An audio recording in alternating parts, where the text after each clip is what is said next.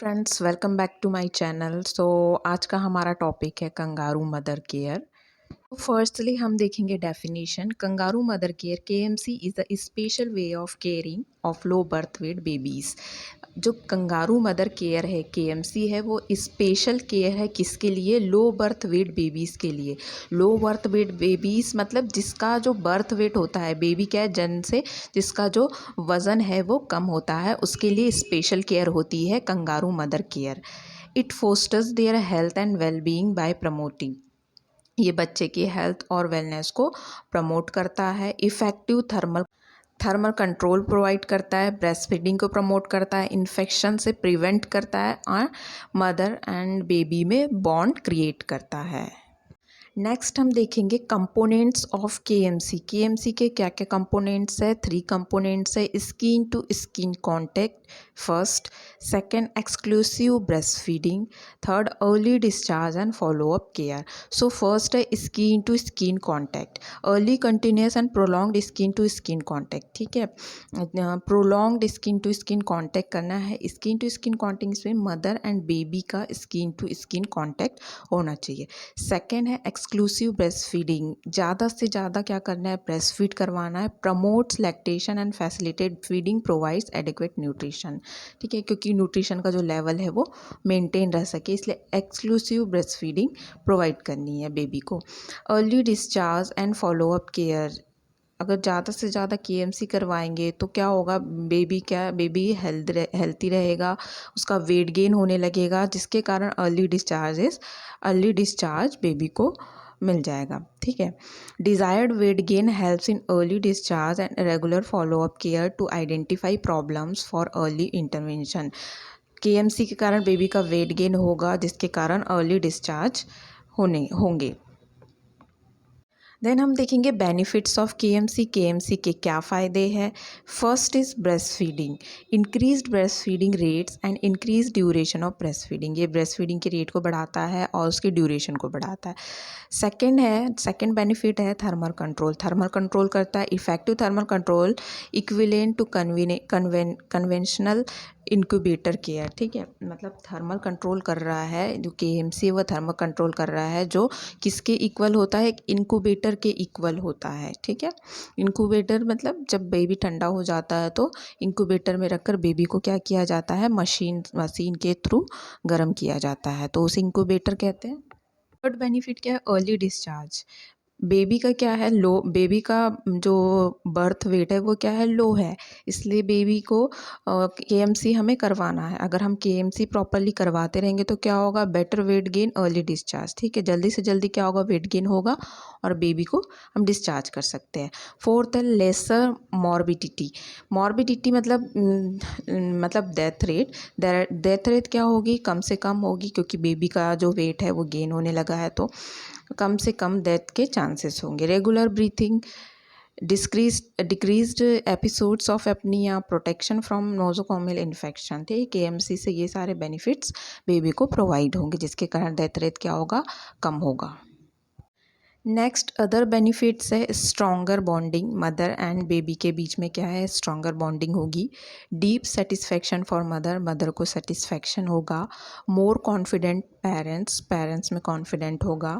No need for special care, और कुछ ज़्यादा स्पेशल केयर की ज़रूरत नहीं होगी।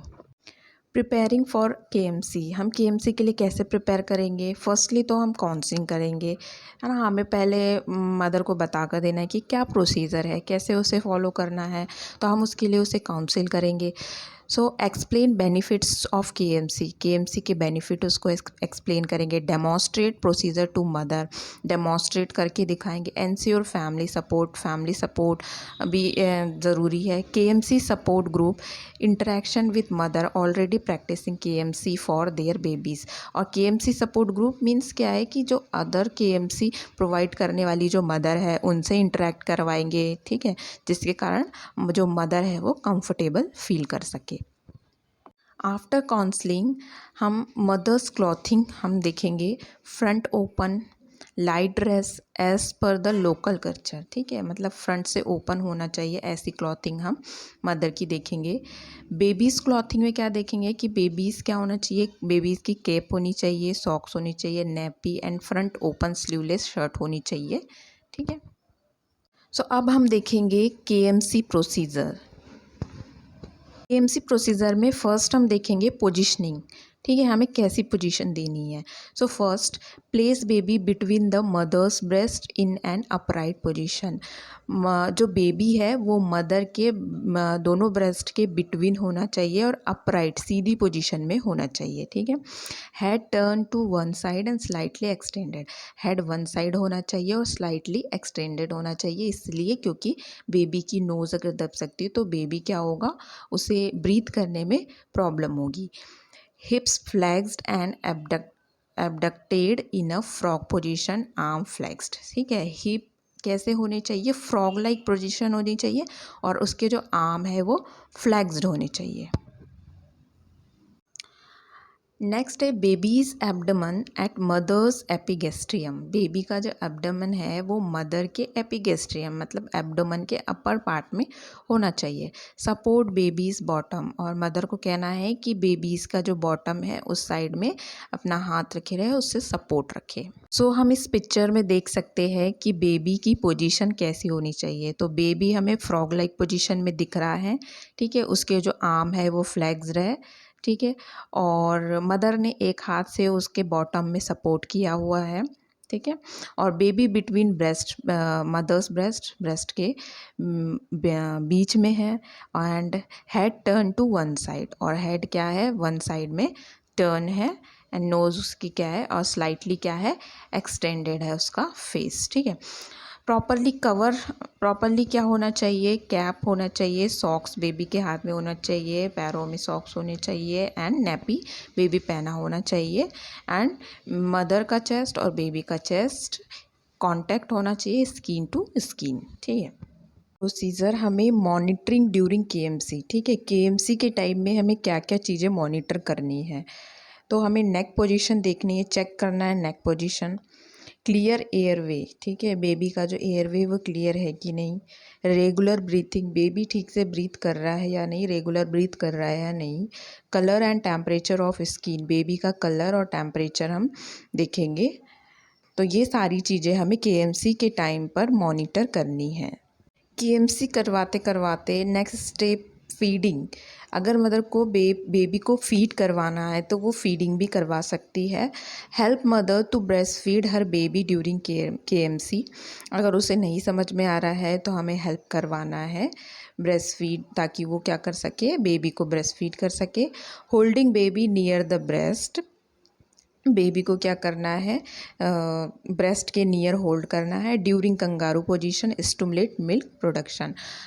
कंगारू पोजीशन जब हम केएमसी करवाते हैं तो मिल्क प्रोडक्शन भी क्या होता है, इंक्रीज़ होता है, क्योंकि वो क्या करता है, स्टिमुलेट करता है, केएमसी स्टिमुलेट करता है मिल्क प्रोडक्शन को। During KMC procedure privacy is very important.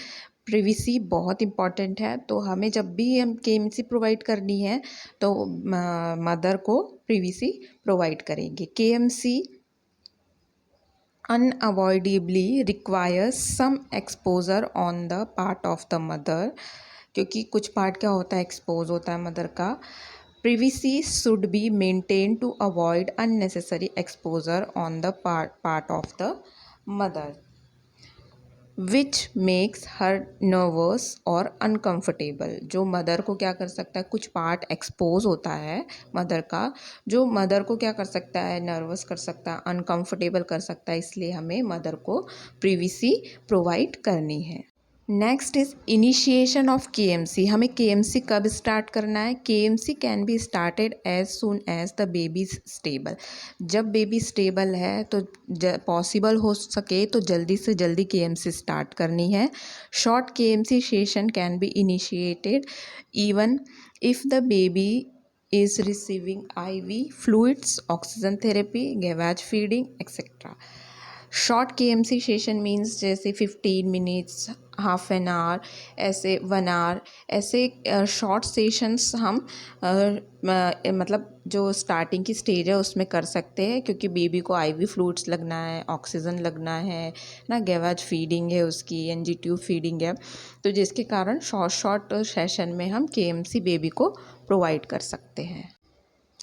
KMC during sleep and resting, के जब हम सो रहे हैं या रेस्ट कर रहे हैं तो उस टाइम कैसे हमें केएमसी करवानी है। रेस्टिंग, रिसाइकलिंग और सेमी रेक्यूबेट पोजीशन हम ले सकते हैं। एडजस्टेबल बेड है तो ठीक है, एडजस्टेबल बेड को एडजस्ट करके, several pillows on ordinary bed, जो ऑर्डिनरी बेड है उसमें बहुत सारे पिलो लगाकर सेमी फाउलस पोजीशन हम ले सकते हैं। ईजी रिक्लाइनिंग चेयर है ना, रिक्लाइनिंग चेयर अवेलेबल है तो उसमें भी हम केएमसी प्रोवाइड कर सकते हैं। अब स्लीप टाइम में supporting garments restraint for the baby, कुछ सपोर्टिव गारमेंट्स आते हैं है ना, जो रेस्टेंट प्रोवाइड करते हैं बेबी को। Mother can provide KMC in reclining और semi recumbent position 15 to 30 degree from above the ground.